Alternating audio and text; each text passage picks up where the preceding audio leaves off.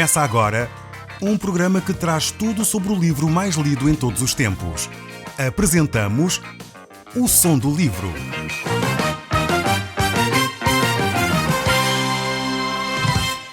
Seja muito bem-vindo. Neste podcast vai encontrar o livro mais conhecido e lido em todo o mundo. Vamos levá-lo numa viagem pela história da humanidade. Este é um audiolivro para si, para a sua família e sociedade em geral. Contextualização e comentários de Paulo Chaveiro. Caro amigo, nós vamos continuar hoje a olhar para o livro de 1 Coríntios e vamos continuar no capítulo 10. Nós no último programa não encerramos todo este capítulo, pois ele é extremamente rico para nós e tem muitos ensinamentos. E mesmo assim tivemos de correr um pouquinho para podermos abordar todo o texto bíblico no último programa. Eu gostaria então de hoje continuar a compartilhar consigo as importantes lições que nós vamos encontrar aqui neste texto bíblico. Então estamos no capítulo 10, no verso 23, e estamos neste primeiro livro de Coríntios. Então eu pedi a vossa atenção para podermos ler os textos bíblicos e podermos retirar deles os princípios que Deus tem para nós. E começamos logo por este texto bíblico.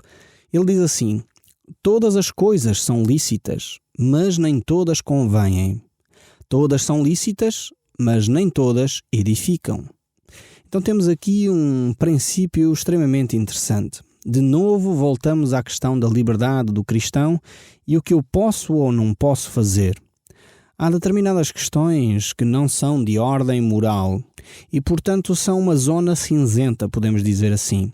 É óbvio que o apóstolo aqui não está a falar daquilo que a Bíblia condena. Portanto, não coloquem esta mesma afirmação dentro desse saco, dentro desse pacote. Não é correto fazer isso.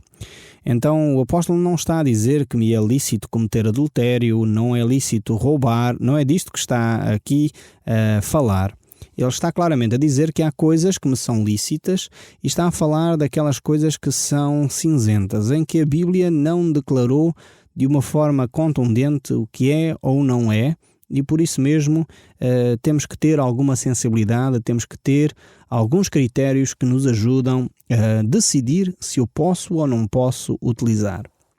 Só relembrar, um dos critérios que nós já falámos e que é fundamental termos presente é o amor. Aquilo que eu faço é fruto e resultado do amor. Então, se a nossa resposta a esta questão é positiva, nós dizemos sim, é fruto do amor, então realmente vamos ter cuidado com os outros. Não podemos destruir o outro, não podemos maltratar o outro. Se o outro fica chocado com aquilo que eu estou a fazer, então eu vou limitar a minha ação, vou deixar até de fazer. Então, é importantíssimo esta referência à nossa atitude. Mas também agora aqui vamos ver um outro aspecto. E ele diz que há coisas que me são lícitas, mas nem todas essas coisas edificam, constroem alguma coisa. Então há muitas vezes na nossa vida situações que nós vivemos que são neutras, podemos dizer assim. Não edificam, mas também não prejudicam, não acrescentam, mas também não fazem muita moça. E nós vamos ver aqui neste capítulo que nós estamos a estudar, que há este critério e há mais alguns critérios que nós temos de respeitar para poder desenvolver a nossa espiritualidade. Então é fundamental que aquilo que eu faço não prejudique o crescimento dos outros. Construa alguma coisa à minha volta. Portanto, se estamos a falar de coisas que não são certas ou erradas, são neutras, podemos dizer assim, este critério de edificação, de construção de alguma coisa, tem de estar presente na nossa mente. Deve ser um critério que me ajuda a avaliar se eu posso ou não posso, se eu devo ou não devo agir e me envolver em determinadas questões. Na vida dos cristãos há muitas coisas que são aparentemente inocentes, que são aparentemente aceitáveis, que são até aparentemente lícitas. Porém, o cristão deve ter este conceito bem presente na sua mente. Será que ela edifica? Será que ela constrói alguma coisa na minha vida? Será que ela vai trazer algum benefício? Se a resposta é não a estas perguntas, então se calhar é melhor não se envolver nessa atividade. Nós devíamos gastar o nosso tempo naquilo que é vital e fundamental. A palavra de Deus nos diz que a vida é como um vapor que aparece e logo se desvanece. Então muitas vezes nós gastamos a nossa vida em coisas que são fúteis, em coisas que não edificam, coisas que não trazem benefício algum, e muitas vezes não nos apercebemos que perdemos o nosso tempo. E tempo é coisa que nunca mais nós recuperamos. Por isso mesmo é vital nós gastarmos o nosso tempo em coisas que edificam, coisas que constroem, coisas que nos ajudam a ser pessoas melhores amanhã do que aquilo que nós somos hoje. Então é importantíssimo nós guardarmos o nosso tempo e utilizarmos bem o nosso tempo naquilo que edifica. O verso 24 deste capítulo 10 do livro de 1 Coríntios ainda prossegue a dizer: ninguém busca o seu próprio interesse, e sim o de outrem. Estas palavras aqui é um ensino tremendo. E eu quero dizer que este ensino só é possível ser vivido se a pessoa de Cristo estiver realmente no seu coração. Nenhum homem à face da terra consegue viver sempre para o outro, buscar o interesse do outro, em vez de buscar o seu próprio interesse. Nós, por natureza humana, somos egoístas. Nós queremos o nosso próprio interesse. É quase um instinto natural em nós, esse instinto de autodefesa, de autoproteção, que normalmente nos leva a ser egoístas, a pensarmos em nós em primeiro lugar e só nos outros a seguir. Mas para que esta transformação de mente aconteça, é necessário que o Espírito Santo de Deus esteja em nós. É impossível nós pensarmos de uma forma altruísta. É impossível nós pensarmos constantemente no outro em vez de em nós. Eu estou a falar disto de uma forma sistemática e continuada. Não estou a falar de uma forma pontual em que há muita gente que realmente consegue ser altruísta, pensar nos outros. Mas muitas vezes até essas atitudes aparentemente altruístas têm motivações egoístas. Eu quero dizer isto em que mais ninguém nos ouve e que você só me está a ouvir e que conhece o seu coração. Muitas vezes você até faz coisas que parecem altruístas, mas qual é a verdadeira motivação que o leva a si a servir os outros? É para que os outros o reconheçam? É para que os outros pensem que você é boa pessoa? É para que você possa ganhar um lugarzinho no céu? Qual é a verdadeira motivação que o leva a servir aos outros? Aqui a ideia de pensar em primeiro lugar nos outros de uma forma desinteressada é realmente o verdadeiro espírito cristão. É aquilo que só Deus pode fazer em nós. E é exatamente porque nós não conseguimos ter esta atitude, eu não consigo naturalmente fazer isso, você não consegue naturalmente fazer isso, que nós necessitamos de Deus. Necessitamos que seja Deus a transformar o nosso coração. Necessitamos que seja Deus a agir em nós, de forma a que realmente nós possamos buscar os interesses dos outros e não os nossos próprios interesses. É muito fácil nós buscarmos os nossos interesses. É muito simples isso acontecer connosco. Pelo menos comigo é fácil isso acontecer. Eu não sei se consigo, mas é necessário eu deixar o Espírito Santo de Deus agir em mim. Quando o Espírito Santo de Deus age na minha vida, então realmente se torna mais simples eu começar a pensar nos interesses dos outros. O verso 25 continua a dizer: comei de tudo o que se vende no mercado, sem nada perguntares por um motivo de consciência. Agora voltamos às questões ligadas com os comeres sacrificados aos ídolos, com a forma como os cristãos daquela época viviam esta questão da comida que era sacrificada em templos pagãos. Eles então iam ao mercado ou ao supermercado nos nossos dias e muitos iriam com uma consciência supersticiosa. Portanto, chegavam lá e diziam: não, isto foi alimento sacrificado aos ídolos, por isso mesmo eu não quero comprar este tipo de alimento. E o apóstolo Paulo está a dizer: comei de tudo o que se vende no mercado, sem nada perguntares por motivo de consciência. Ou seja, tenham à vontade para comprar aquilo que é necessário ser comprado. E não se preocupem com o facto de isso ter sido ou não sacrificado aos ídolos. Esta mentalidade supersticiosa, infelizmente, está a inundar a nossa sociedade outra vez. Muitas vezes vemos cristãos extremamente atormentados, preocupados, se podem ter aquele jarro lá em casa, se podem ter aquele quadro lá em casa, porque foi feito por alguém que supostamente não era cristão, tinha uma prática pagã, uma prática de feitiçaria e amaldiçoou aquele objeto e por isso o cristão agora está a ser amaldiçoado.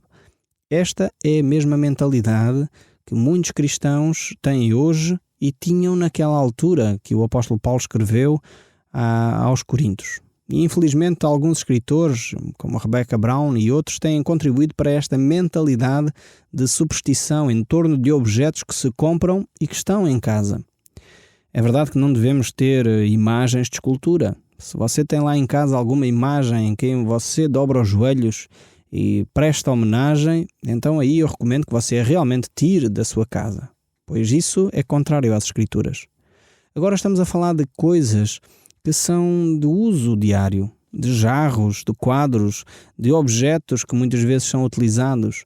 E há hoje uma mentalidade de que se aquilo foi utilizado ou construído por alguém que não era cristão, então está com um espírito demoníaco, está amaldiçoado, é necessário ser retirado da casa. Eu quero dizer que isso não tem fundamento nas Escrituras.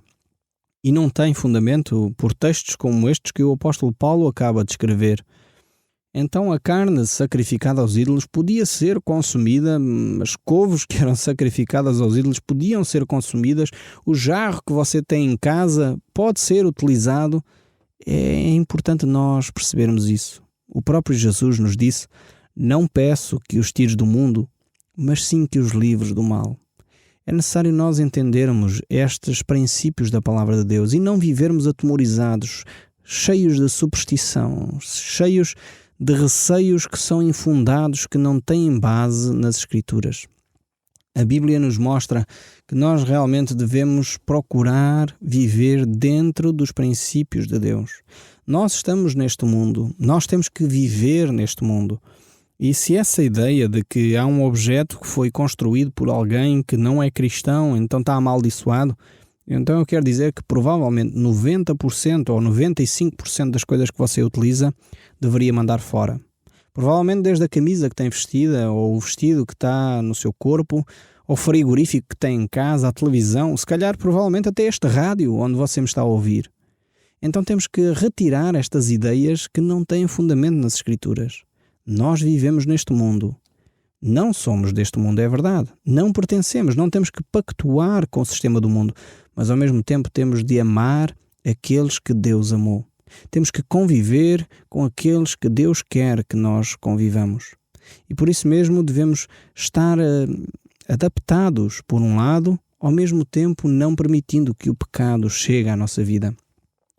Jesus disse exatamente que ele veio chamar os justos, os pecadores, ao arrependimento. E disse também que aqueles que são sãos, que não estão doentes, esses não precisam de médico, e sim aqueles que estão doentes. E é exatamente por isso que o texto da Palavra de Deus, um dos textos mais belos que as Escrituras têm, é aquele de João 3,16. Porque Deus amou o mundo de tal maneira que deu o seu Filho unigênito, para que todo aquele que nele crê não pereça, mas tenha a vida eterna. E Deus nos desafia a amar o mundo, a amar a humanidade da mesma forma. E temos tido bons exemplos na humanidade de pessoas que têm manifestado este amor de uma forma integral. Essa capacidade, como Jesus disse, de ser luz e sal do mundo. Há pessoas que realmente se têm dedicado a buscar os interesses dos outros, muitas vezes com prejuízo da sua própria vida. Muitos deles sujeitando-se a doenças, servindo em hospitais, servindo as pessoas talvez como numa atitude humanitária, servindo as pessoas, apoiando espiritualmente, servindo as pessoas talvez no supermercado onde você trabalha, ser um empregado exemplar que acolhe bem as pessoas. Se você é um funcionário público, ser o melhor funcionário público que alguma vez trabalhou nesse departamento, você deve ser a pessoa mais simpática, mais aprazível, mais amiga que alguém pode encontrar. Se você é realmente um cristão, e na nossa população 98% da população se diz cristã, se você é verdadeiramente um cristão, o nosso país deveria ser completamente diferente daquilo que ele é. Os cristãos têm a marca de Cristo, e Cristo é essencialmente amor. Então você tem de amar aqueles que cruzam consigo, tem de deixar de ser uma pessoa amargurada com a vida, Tem de deixar de ser uma pessoa triste, abatida, constantemente deprimida. Procure em Deus a alegria que Deus quer colocar no seu coração. Procure em Deus a satisfação que só Deus pode dar. E é por isso mesmo que Jesus, querendo oferecer esta satisfação, esta paz, esta alegria que só Ele pode dar, Ele disse aos seus discípulos: ide por todo o mundo e pregai o Evangelho a toda a criatura. Anunciai esta boa notícia de que é possível viver uma vida diferente, uma vida abundante. É possível que nós, você e eu, possamos ter uma vida satisfeita aos pés de Cristo. Não uma vida satisfeita como o mundo procura oferecer, dizendo que você, para ser satisfeito, tem que ganhar na lotaria, ou para você ser satisfeito tem de ter um avião, ou para você ser satisfeito tem de ter o carro da última geração e da última marca. Não é isso que traz realmente a alegria ao coração. O homem pode ter todos os bens materiais e continuar a viver um vazio interior tremendo. E eu sei que você que me está a ouvir talvez está a experimentar essa realidade na sua vida. Talvez tem tudo, talvez tem até uma boa família, tem uma boa casa, um bom carro, tem o telemóvel da última geração, tem um micro-ondas fantástico, pode apresentar o que quiser, mas no entanto continua a sentir-se só. Talvez o seu casamento está a desmoronar, talvez a sua família está a um caos, e você necessita de sentir esta paz que só Deus pode dar. É por isso mesmo que Deus disse: eu te amo, eu te amo. Eu quero-te de volta para mim. Então entregue a sua vida agora mesmo a Jesus e deixe Jesus transformar o seu coração. Deixe Jesus mudar realmente aquilo que é a sua vida. E você sentirá certamente a paz de Deus que excede o entendimento a guardar agora mesmo o seu coração. Eu gostaria de continuar aqui o nosso texto ainda, porque ainda não acabamos este texto bíblico. E diz assim a palavra de Deus, no verso 26, porque do Senhor é a terra e a sua plenitude. Se algum de entre dos incrédulos vos convidar e quiser ir, comei de tudo o que for posto diante de vós, sem nada perguntardes por motivo de consciência. Porque se alguém vos disser, isto é coisa sacrificada aos ídolos, não comeis por causa daquele que vos advertiu e por causa da consciência. Consciência, digo, não a tua própria, mas a do outro. Pois porque há de ser julgada a minha liberdade pela consciência alheia? O apóstolo Paulo agora faz uma reflexão de novo sobre esta questão da liberdade. E é fundamental nós entendermos mais uma vez que a nossa liberdade tem de ser restringida pelo amor que eu tenho ao meu próximo. A minha liberdade deve ser restringida por aquilo que me edifica. Se há alguma coisa que eu faço que não constrói, então eu não devo fazer. Se há alguma coisa que eu faço que não é sinal de amor para com o outro, então eu não devo fazer. E o apóstolo levanta esta pergunta: mas porquê é que eu tenho que ter a minha liberdade cerceada, limitada por causa do outro? E ele deixa esta pergunta no ar para que você próprio possa responder. Mas ao mesmo tempo ele vai dar a resposta um pouco mais à frente. Eu vou ler os 2 próximos textos bíblicos e diz: se eu participo com ações de graça, por que hei de ser vituperado por causa daquilo que dou graças? E agora o texto 31 diz: portanto, quer comais, quer bebais, ou façais qualquer outra coisa, fazei tudo para a glória de Deus. Aqui encontramos mais um critério importantíssimo. Este texto de 1 Coríntios 10, 31 é um texto da Bíblia dos mais favoritos que eu tenho. O primeiro texto bíblico que é uma referência para a minha vida é Atos 1:8 e o segundo é este, 1 Coríntios 10, 31. E aqui mostra mais um critério que é vital para nós escolhermos as atividades em que estamos envolvidos e aquilo que devemos ou não devemos fazer. Então aqui qual é o critério? É fazer tudo para a glória de Deus. Então temos já pelo menos 3 critérios. Primeiro é o amor ao próximo. Portanto, eu não devo agir se vou escandalizar alguém. Portanto, se vou chocar alguma pessoa, então porque eu amo essa pessoa, eu vou restringir a minha liberdade. O segundo critério pelo qual eu devo limitar a minha liberdade é se aquilo que eu vou fazer me edifica, constrói alguma coisa, vai trazer algum benefício para a minha vida. E o terceiro critério que nós encontramos aqui para limitar a nossa liberdade é se aquilo que eu vou fazer glorifica o nome de Deus. E é interessante ver neste texto é que o apóstolo Paulo vai colocar aqui questões bem simples como o comer e o beber. Talvez nós não colocaríamos estes temas, estas temáticas sobre a orientação de Deus. Talvez nós não pensássemos que comer e beber tem a ver com Deus. E eu aprecio este texto exatamente por isso. É que ele retira toda a carga religiosa de sobre este texto, de sobre as nossas ações, mas ao mesmo tempo que retira toda essa carga religiosa, mostra claramente que aquilo que eu faço do mais simples e mais básico da minha existência tem que servir para a glória de Deus. Então isto quebra aqui um paradigma, quebra uma ideia que muitas vezes nós temos na nossa mente. Ou seja, quando eu vou à igreja é que eu estou a viver a minha espiritualidade. E o apóstolo Paulo aqui vai subverter toda essa ideia e dizer: quando eu estou a comer e a beber, eu estou a viver a minha espiritualidade. Quando eu estou a comer e a beber, eu estou a glorificar a Deus. Quando eu estou a comer e a beber, eu estou a prestar um culto a Deus. Então esta é uma ideia subversiva que o apóstolo introduz aqui para, de alguma forma, esclarecer os cristãos da igreja de Corinto que eles, ao comer e ao beber, deveriam fazê-lo para a glória de Deus. E se não estavam a fazer para a glória de Deus, a recomendação é: não o façam. Então este é um critério vital para você definir se vai ou não de ter determinada ação. Aquilo que você vai fazer, o passeio que vai dar, serve para a glória de Deus? Se não serve, não faça. Se o comer que você está a comer serve para a glória de Deus, então coma. Se não serve, não coma. Este é um critério importante para o nosso dia-a-dia e devemos avaliar as nossas ações à luz deste princípio. O versos seguintes, 32 em diante, diz: não vos torneis causa de tropeço nem para judeu, nem para gentio, nem tampouco para a igreja de Deus. Assim como também eu procuro em tudo ser agradável a todos, não buscando o meu próprio interesse, mas o de muitos para que sejam salvos. Sede, pois, imitadores meus, como eu também sou de Cristo. Esta é uma forma extremamente firme do apóstolo Paulo mostrar aquilo que devemos fazer. E é tremendo poder ouvir esta afirmação de Paulo: sede meus imitadores, como eu sou de Cristo. Minha pergunta para si é: você pode fazer uma afirmação semelhante a esta? Você está a seguir a Cristo de uma forma tão exemplar que você pode dizer ao seu filho, à sua filha, àqueles que estão ao seu redor: queres conhecer a Cristo? Vive como eu vivo. Olha para mim e imita-me. O Som do Livro, uma produção da Rádio Transmundial de Portugal.